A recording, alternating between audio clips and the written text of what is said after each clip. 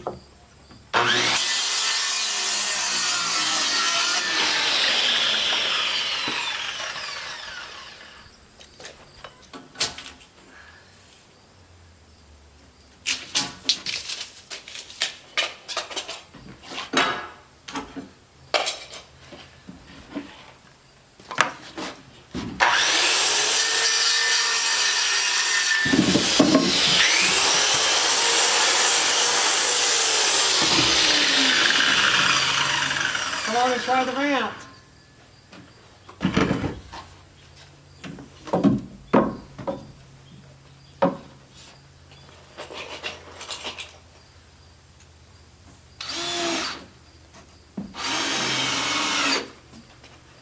It's a little steep, but it is really steep. But it's the longest material I have. It's not going to pass any inspections, but I know it's not going to fall down. For an hour and a half ramp and landing. It should work just fine. Melissa thinks it might be a little too steep. We'll see.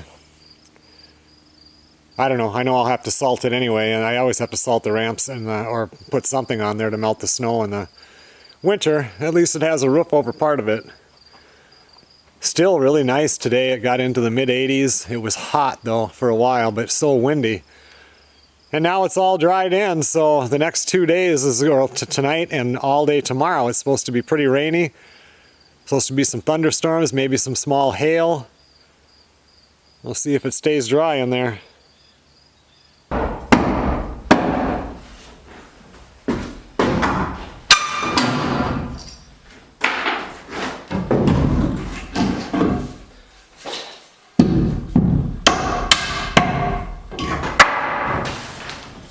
Well, yesterday we had about an inch of rain, and I was not real happy with the membrane that's on here versus using tar paper or the weather watch. I mean, this is what is recommended for under a steel roof, but I had several leaks, especially over areas like the seams where the plywood clips are. It was super windy yesterday.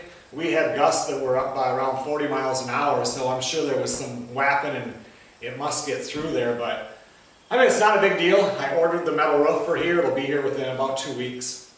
And, but still, I wouldn't recommend this. I mean, usually you can black out a house or dry it in, whatever you want to call it, and you're dry. I mean, you might have one little spot that has a drip, and not like this though. It was, you know, I mean, compared to an inch of rain outside, it wasn't bad. But it was worse than it, you know, it should have just been dry. Today, this morning, Melissa's in there making homemade chili. It smells so good in there. And I'm out here, I'm going to do the inside framing. We need to get sheetrock backing up. I'm pulling the braces off that I can right now until I get the sheetrock backing up and blocking in.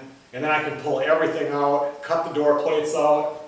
I need to figure out where I'm going to set this furnace, get a few things ready. Some things I will film. I mean, mainly this is about framing everything up. Like, I'm going to do my own electrical on here, but I'm not going to film that, even though that would be so interesting for people.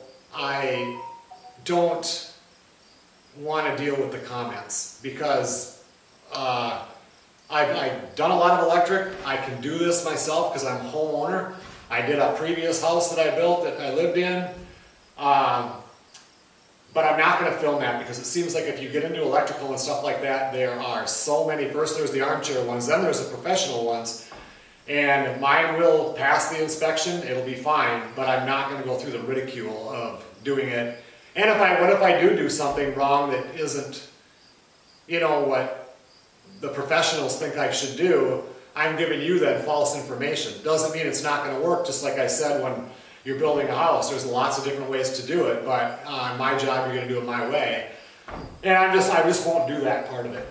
Even though for this is just going to be wired, and it's going to plug in just like the mobile home did. So I can unplug this building, plug in the fifth wheel. I'm not going to film that part of it. But other stuff we need to do, I need to get the furnace figured out where it's going to go here because I got to get ductwork up there somehow. I'm going to probably have somebody make that for me because I don't know much about. I mean, I know how HVAC works, but I've never had to deal with a lot of the tin. So I don't know. We'll see how that goes.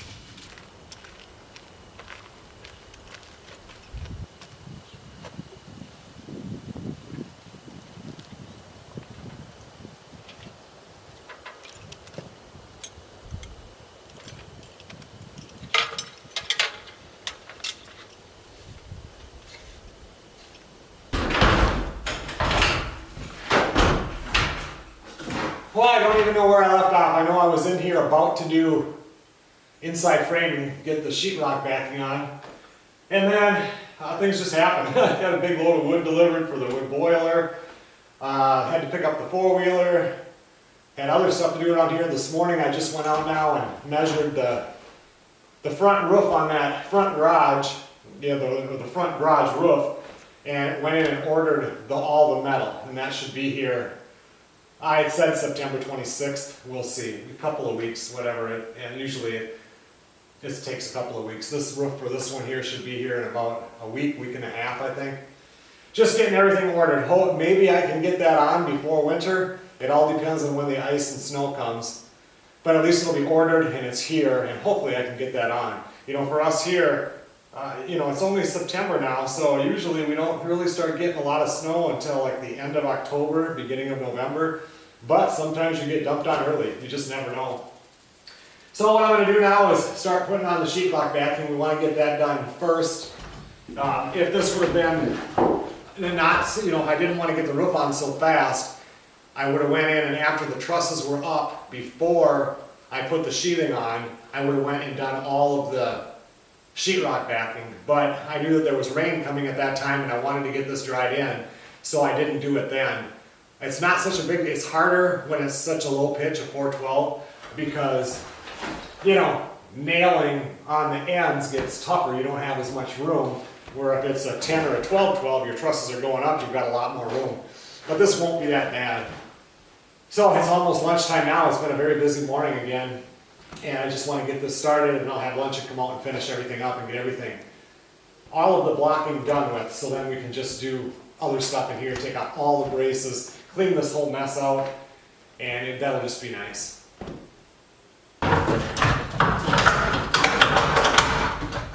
So when I'm talking about sheetrock backing, sheetrock is going to be coming here. It comes up here, it has backing. We've talked about corners with L corners and making sure that there's backing in every corner so you can nail the sheetrock. But on the end of the wall, there's nothing here to hit. So we have to put in sheetrock backing, same with above all the interior walls. So you can do, this is a good place to use up your scraps. You can put 2x6, you can put 2x4 and just pull it out some. You can have a gap back here, it doesn't really matter. But this is a good place to use up scraps.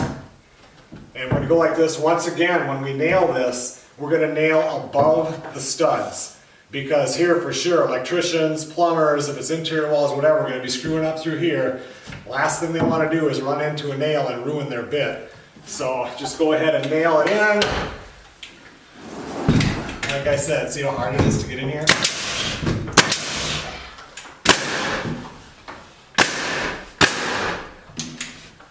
We're going to do this along the whole entire wall.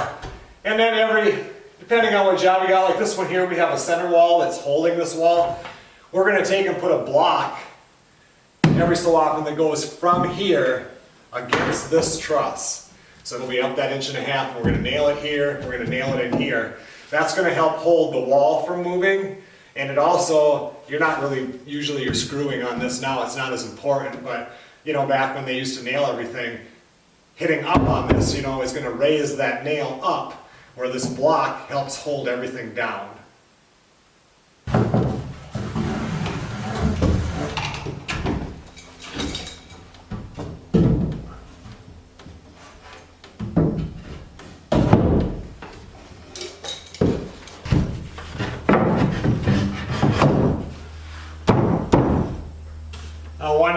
Another thing to talk about, I've got a nail right here nailed into the stud. I don't know what I hung on there, if I hung I think I hung my shirt on there one day, my sweatshirt or whatever. And anyway, we had one superintendent, now they call them project managers, on a job, and that was his pet peeve, where the nail is sticking out. He wanted to make sure that you pulled them out, or they weren't or they were higher than your head was, because he had a friend that was going through a building and walked around the corner. Somehow he hooked his eye on one of them that was sticking out and had permanent eye damage from it. So it's just little things like that, but now if I put a nail in like that, it's always up higher, because what's the chances of that happening? not very often, but if it does, that's not very good. So it's just much easier to do it. Keep everything safe, you know, right away from the start. And that story just always sticks with me, so I always think about it.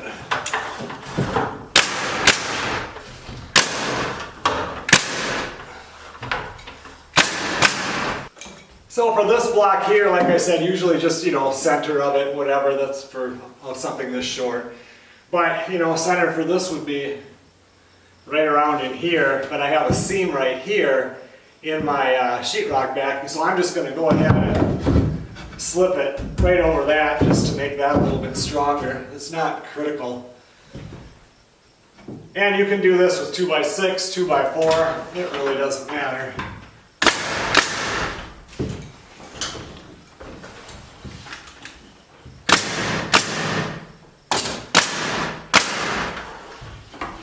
There, everything is tied together, ready for sheetrock on this side.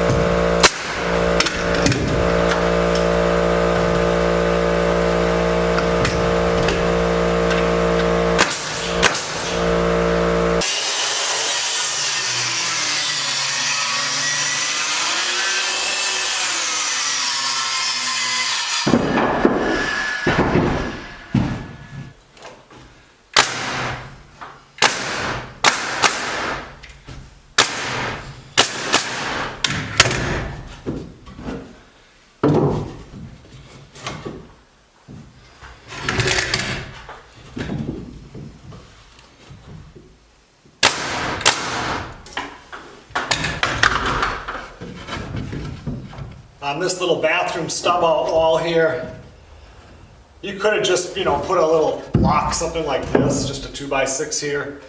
But I have this piece of 2x10 that cracked, and it's just a good place to use it. You know, and for something like this, you got to make sure you have backing on this side, and over here on this side.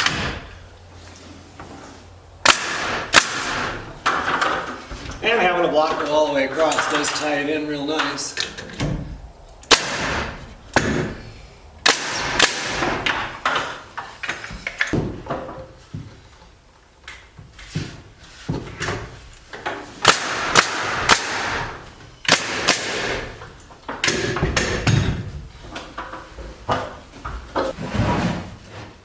For this wall here now,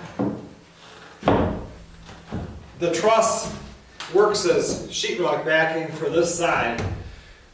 I opted to put a 2x6 on here so I can tie it into this truss and the wall, and then it sticks over about 2 inches over here.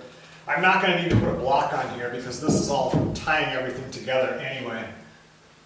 Also, when you're doing this, you're going out and then you're going over the exterior wall. Don't stick it past the exterior wall because we still have to come in there and put wind wash in there, and then if this is sticking past, then when I come up with my wind wash, I'm going to have to go ahead and notch around that with the saw, which is just going to take more time.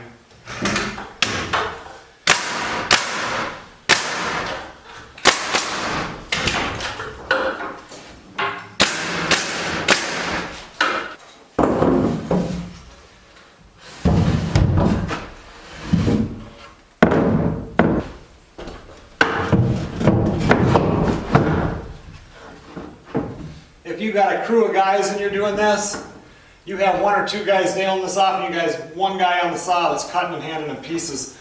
Going up and down and cutting and coming back and going back up is a waste of time and boring.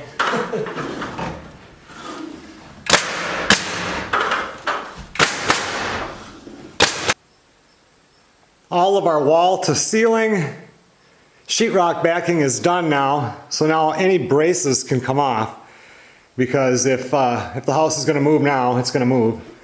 So I'm going to go ahead and pull the last few of those that are still connected.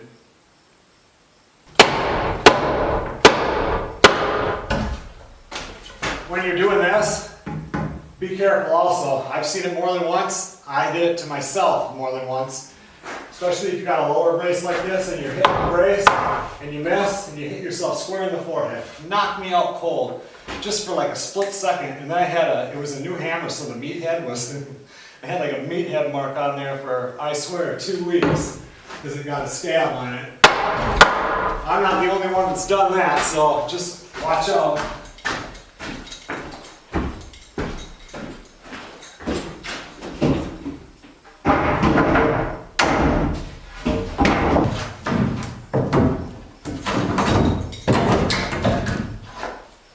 And once again, when you pull that joist, when you pull the brace, pull the nails right away. Don't pull 5 of them and then get the nails. Pull one, get all the nails taken out.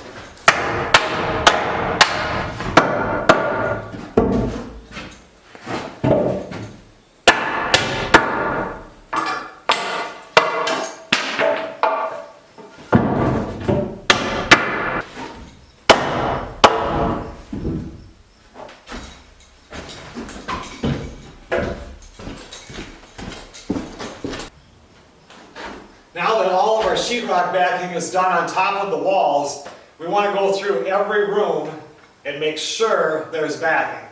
So now remember, when we do sheetrock backing, we only had to put it on top of the walls that are going with the trusses. Everything else, like here, there's something every 2 feet, and that's close enough to hit. You don't have to have something between them on the edges. This will be fine. But we do have to check. I just always tell people, just go into the room and pretend you're a piece of sheetrock and you have to get nailed in every corner. Is there something to nail into? So I need to make sure that, there's something here, and every single corner. And at this time, we're also going to go through and make sure that the corner got nailed to the wall. Anytime a wall hits a wall, we have to nail that. I've got 2 in here that I can see. You should have, if this was just a wall hitting a wall, you'd want to have a nail about every 16 inches. So I'm going to add a couple in here.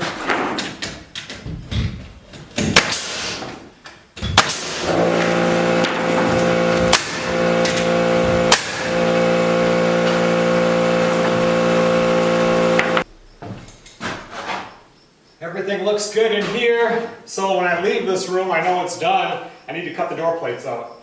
So we'll go ahead and cut them. And then the only thing to do is come in here later and clean it.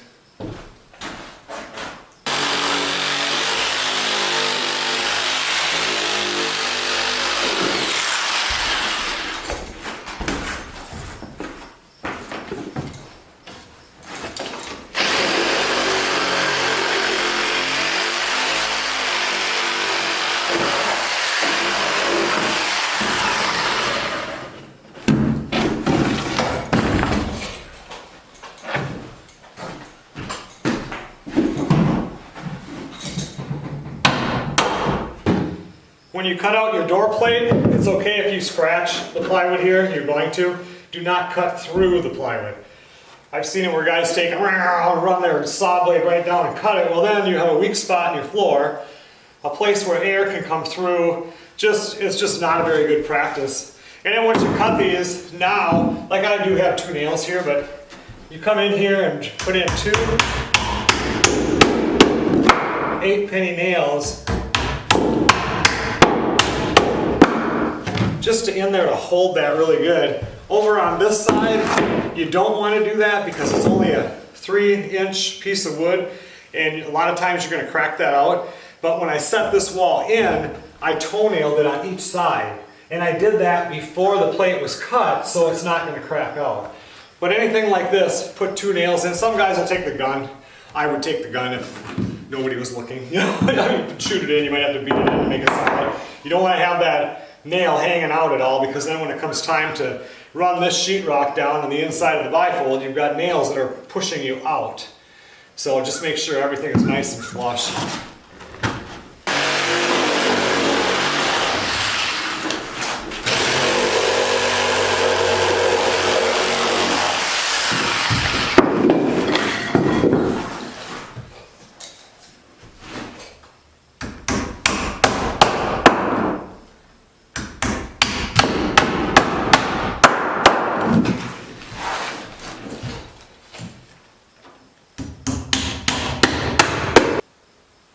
One room done, move off to the next one.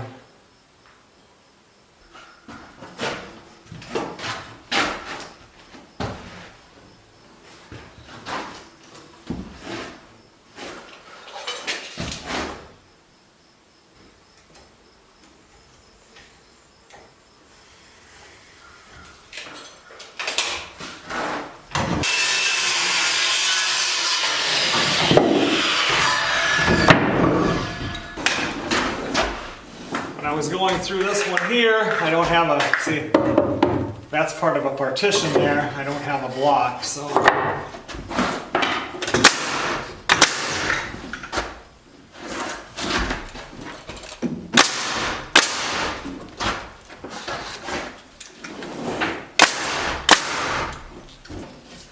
Over here now, remember we never knew where this wall was going until we finally figured out the layout for the bathroom.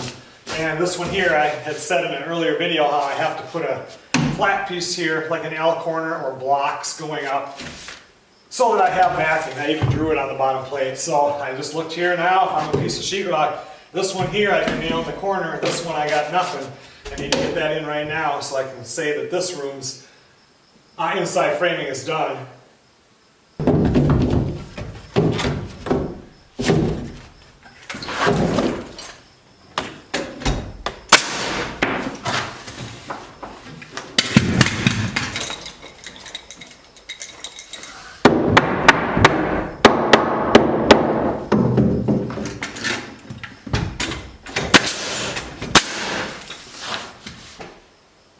Something else we have to check, remember, the tub is 30 inches by 60, exactly.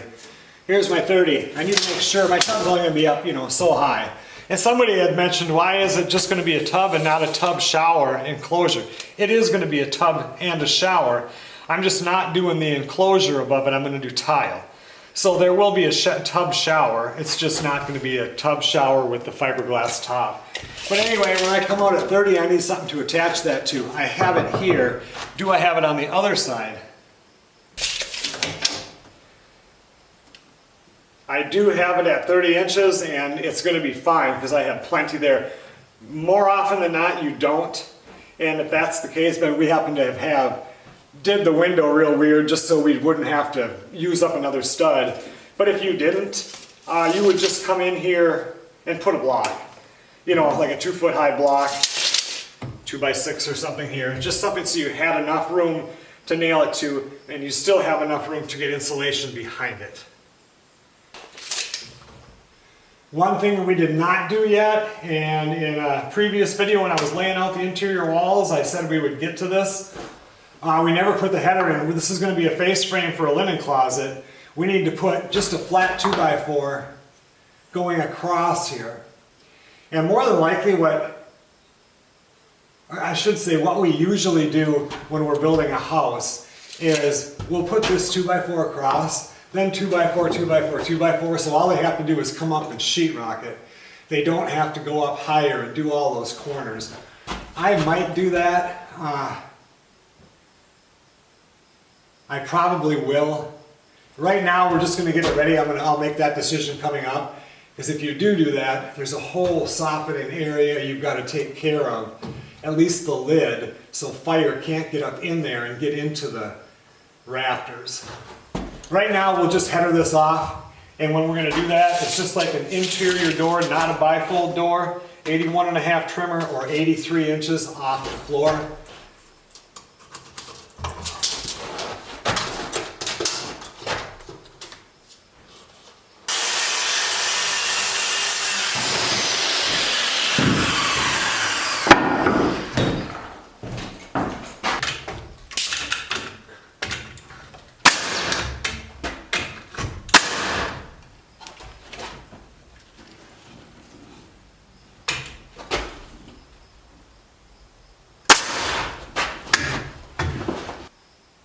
We should probably address this right now because I know, since I have to sheetrock and tape this, I know that I'm not going to want to be getting up inside of here trying to tape and sand that. I'm going to be much more comfortable just going straight across. So in this case, first of all, we have to block this off up here.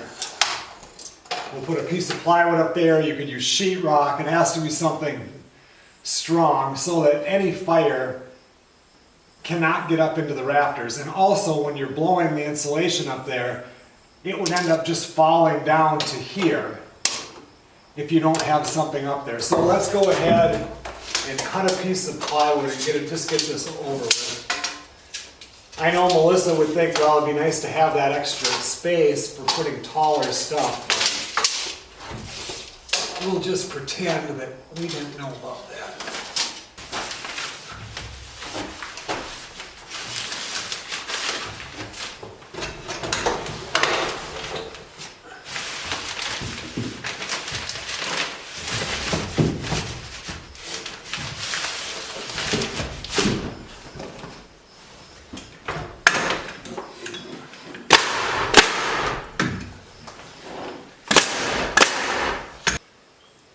See how I did that now?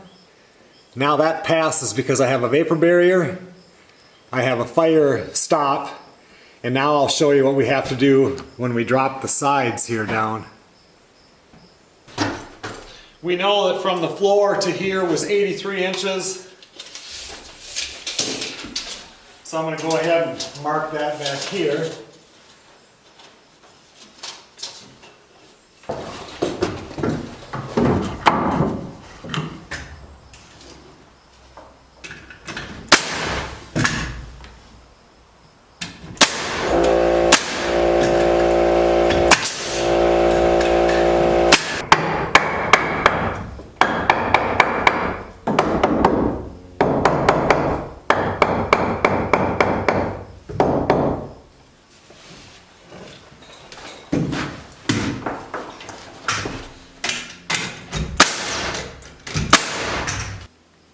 What we have now is we have our fire block, we have our vapor barrier, we've dropped down our framing, so it's going to be easy now. Sheetrock can just go straight back, and this is going to be the lid inside of the linen closet.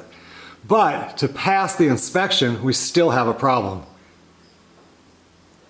If any electrical goes through this wall, and there very well could be a wire, you never know where, I can honestly say there's going to be no wires going through this right now, but still, you don't know that when you're framing. When you have the framing inspection, the electrical has to be done, but you don't know where the electrical is going because they don't come in until after you're done. So, what we have to do up here is if there was a fire that started, no fire can get up into that area. So, two ways to do it. We can take a piece of plywood, or a piece of plywood like that, and put it on that side, the back side, and this side, so that that's completely enclosed. Every area has to be its own enclosure, just like in this stud cavity. You know, we've got a 2x4 on top, on each side, it goes down, there's a 2x4 on the bottom. Every cavity has to be its own, and the cavity can't be over 10 feet long. If this was an 11-foot high wall, I would have to somewhere in this wall put a flat block to stop it, so fire could not get into this part. So anyway, for me on this one, what's the easiest? I don't know. I could do either way, I guess. I'll probably just cut blocks and go through there. If this wasn't a video, I probably wouldn't do nothing. I'd probably leave it because I know there's going to be no electrical there at all. But you know what? Over here, there might be some in that back wall, because I'm going to have a plug in here because there's going to be a dresser on that side, and you know, you're going to want to have a fan or a lamp or something on your dresser, so I guess it's best to just do it legal. But this is the part, the inside framing can really be boring and kind of a pain because you've already did the major part of it. Everything you're doing now, nobody's going to see, but it still needs to be done. Right there, it's all done. That's the proper way to do it. Any fire in this space can't get up into that space. Any fire that would get up into that space couldn't go anywhere. There's sheetrock on all four sides. This is its own space. Everything is legal.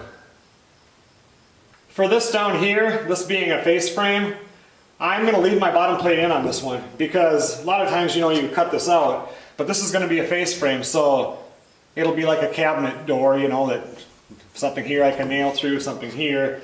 And there's a piece that goes along the bottom, and it'll probably be 2 doors with a stile somewhere in the middle.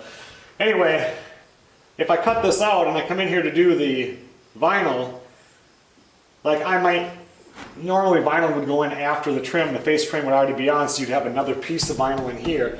But then you still have to go in there and you have to put base trim in there. I can eliminate that. I'll leave this in here, sheetrock this, and then put a 2x4 here and a 2x4 here, and then whatever I use for shelving material, I'm just going to put a shelf down here that'll come all the way out, hit against my face frame here. I don't have to put any base in there, nothing then. It's just, it'll be easier in the end if I just leave this like this right now.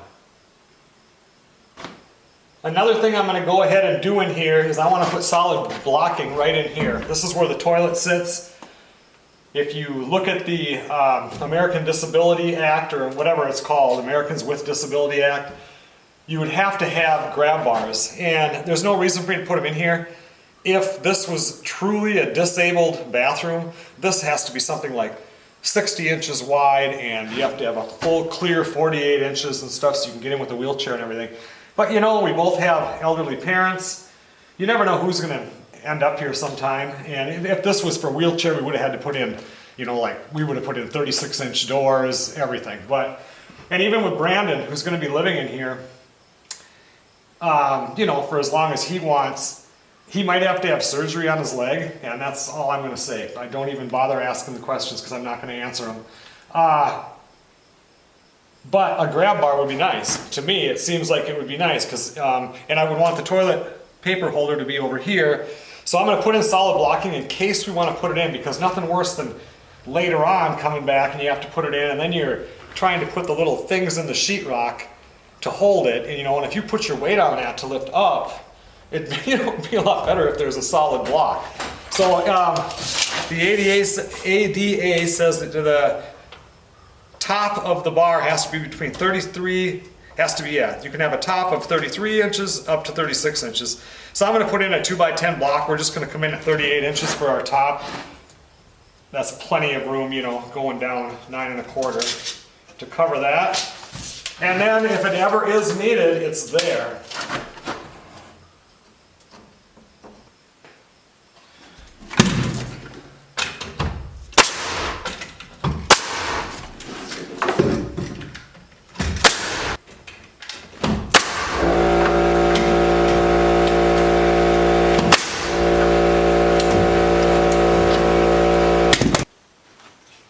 Another place I'm going to do it is where the bathtub shower is going to be.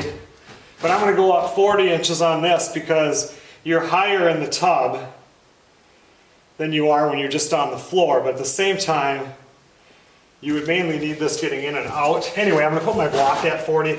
I can still have it at 33 or 36, but if I want to go up a couple inches, I can. I'm going to do that on this wall and all the way across this wall, because the opposite side is the plumbing wall and I'm not going to put anything there.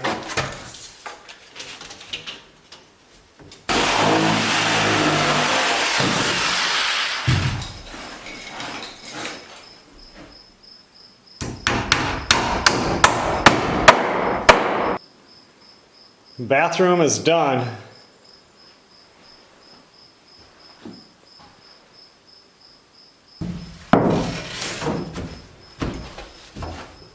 Less work to do here in the utility room.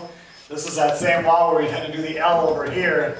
This stud came out flush with the stud in the wall. So I'm just adding a full stud here, easy for me to nail.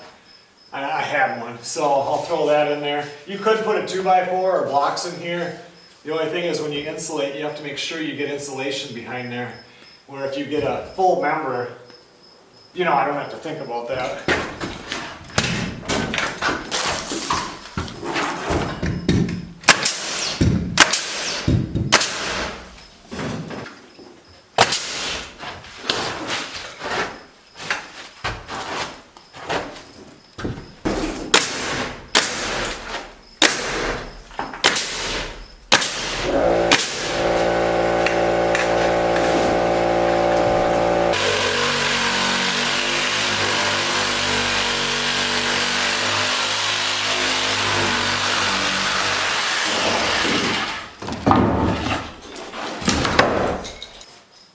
Well, now we have this 2x12 beam in here, which 3 members together ends up being 4.5, and our wall is 5.5.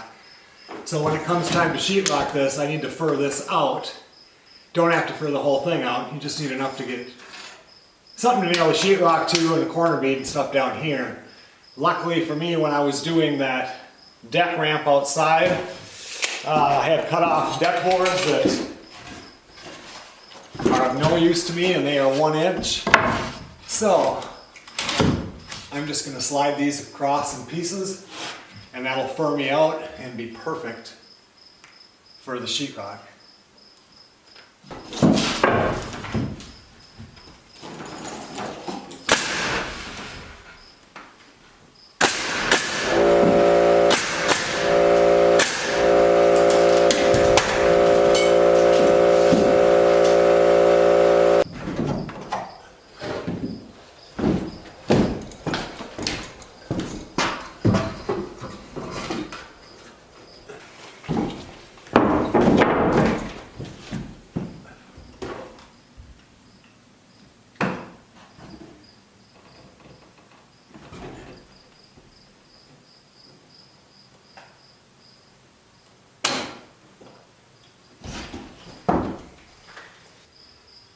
Now once again, here in the kitchen now, we have a soffit situation, so we have to think about fire blocking.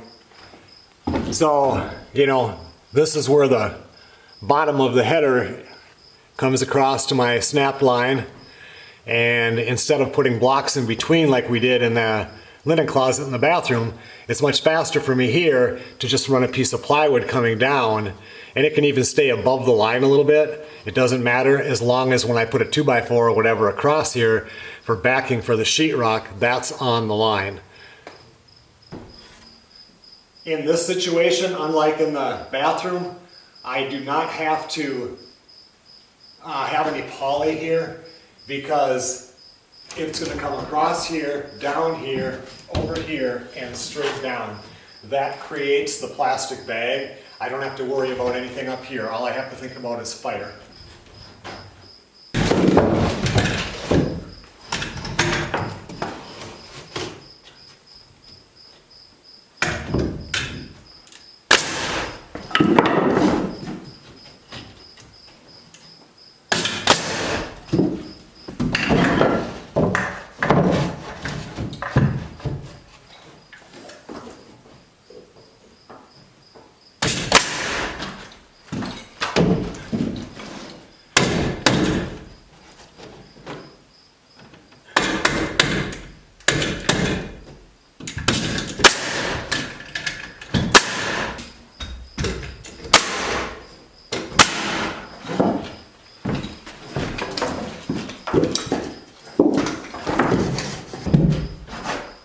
Now that I have it all fire blocked here, I can go ahead, and I did keep it right on the line. Like I said, you could have been, like if you didn't have scraps that were wide enough to make it to the top plate, you could have done something shorter, because your 2x4 or 2x6 will cover here, you know, so it could be anywhere behind there. But now that I have that, I need to get sheetrock back in. And the reason I could have put this in first, and then how do you get above it to nail? You know, with the plywood, you're going to be fighting that the whole way.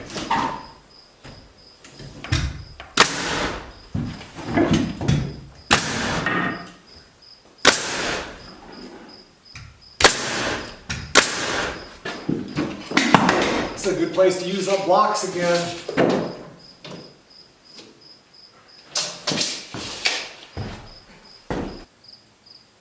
I guess pretty much the inside framing is done. You do want to go around and check. That top plate seam is over a stud.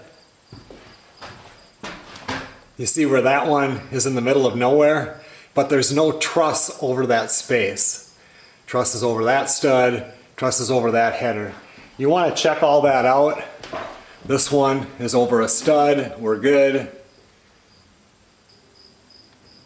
This one here, I have a stud under both sides.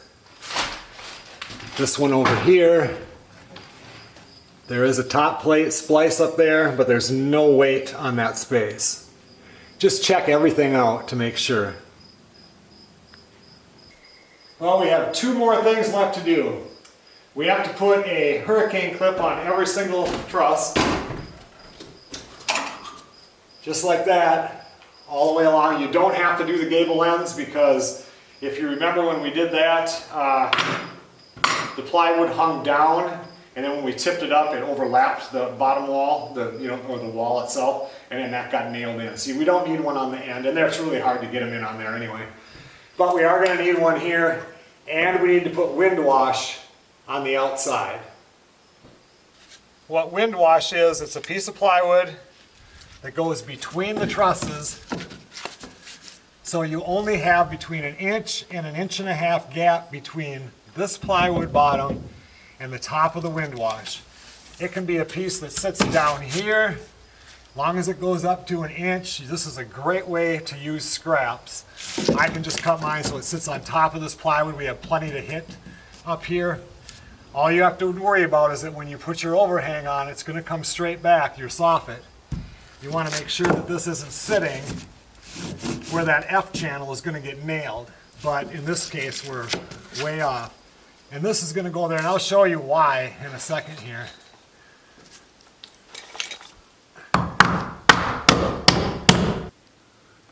There you can get a close-up of what wind wash is. Over here now, my piece was shorter.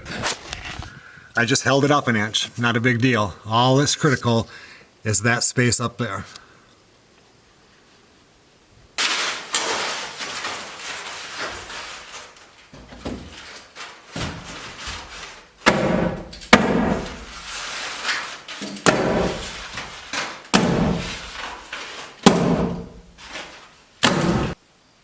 The reason why we have wind wash is every one of these truss spaces is going to have one of these insulation chutes right here. And they look like this.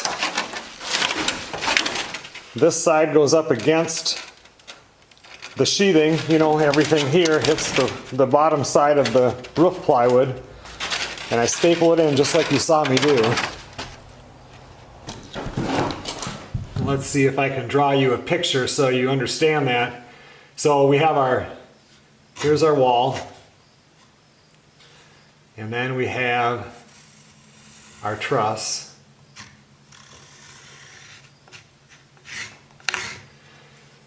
And then inside here, here's our roof plywood. And inside here outside we put that wind wash that came up to about 1 inch away from the top.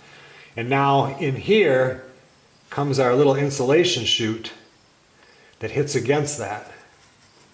And what that does is here is our ceiling. When we come in here and we blow this full of insulation, we're going to have 14, 16 inches of insulation. We're going to be way up here. This is all going to be insulation. Totally not to scale, but we're not going to fill it halfway up. But we have to be able, and then here's our soffit on the outside. And the soffit has air vents in it. Air needs to come from outside, go up here, and come across here, and go up here. And on this one we're doing ridge vent, so that any warm air that gets up here can go out. There has to be airflow all the time. If you don't do that, if this chute wasn't here, and I realize we're trying to talk about the wind wash, and we will, if the chute wasn't there, the insulation would go tight to the underside here, and then the air can't get through. So first of all, there's no airflow, and then this warm air is taking a long time to get out. It's just a small area, there's nothing moving it. So then it comes in the winter time, and it snows out, and you get snow on your roof here. And this is warm. Well, the warm melts the snow. The snow runs down as water. As soon as it gets to here, it's insulated tight to here. It's not warm anymore. So ice forms. and then you get these icicles that come down. But what's worse than that is it creates an ice dam because this just gets bigger and bigger and bigger. And then pretty soon the water hits here and it can't go anywhere. So it backs up, not a big problem on a metal roof, but on a shingle roof. And then the water goes under the shingles, and that's where you get the roof leaks.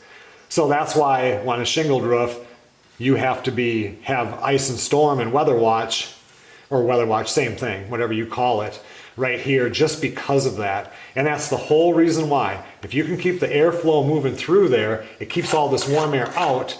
If this never gets warm, so all it is snow all the way down. Nothing is melting, nothing is dripping.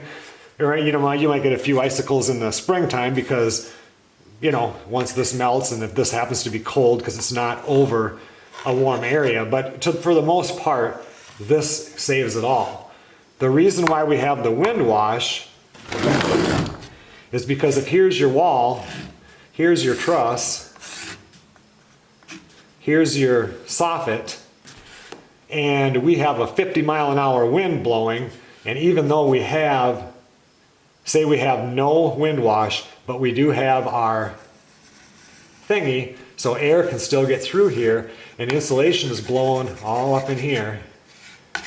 That 50-mile-an-hour wind causes enough wind to all of a sudden blow this insulation back. And pretty soon you have no insulation on your corner here.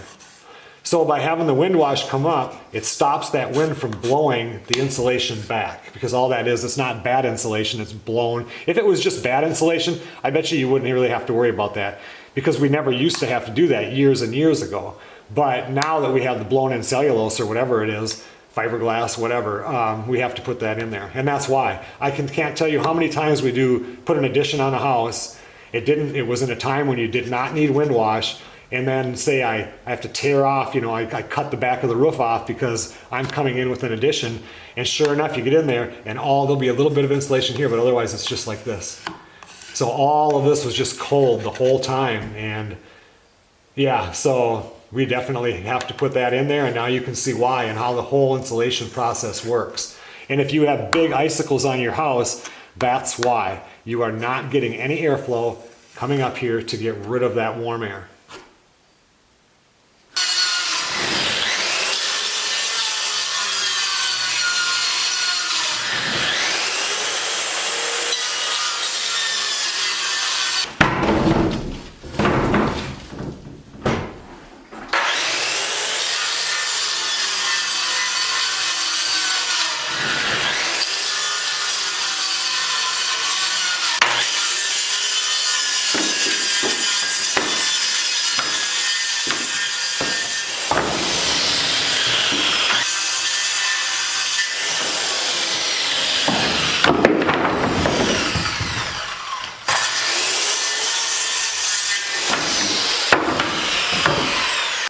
Well, that's 2 pieces shy of 1 whole side of the wind wash being cut. You don't have to be fancy with it. All these trusses are 2 foot on center, so they should be 22.5 between them, except for on the gable end. Between that one and the first truss, they're always different. So I just cut all these 22.25 by 5 inches, and 2 of the rows ended up being 4 inches, but like I showed you, it all works.